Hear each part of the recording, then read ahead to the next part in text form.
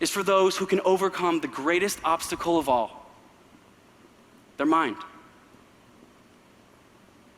So set a goal. Take the first steps.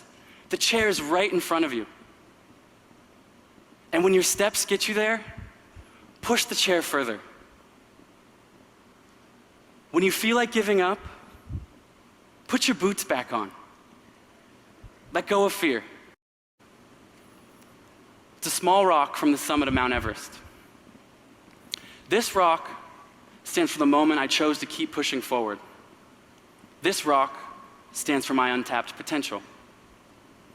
As I set new goals and ultimately encounter obstacles, this rock reminds me that even Mount Everest can be broken down to its smallest parts. A bunch of small rocks stacked on top of each other. Many steps leading to the summit. Extreme fatigue, and to make matters worse, Alaska dumped a huge windstorm on me. 50-mile-per-hour winds, minus 60-degree wind chills, making me battle and earn each step. But with one last step, on the evening of May 27th, 2016, I arrived to the summit of Denali, setting 2 new world records for the Explorers Grand Slam in 7 seconds.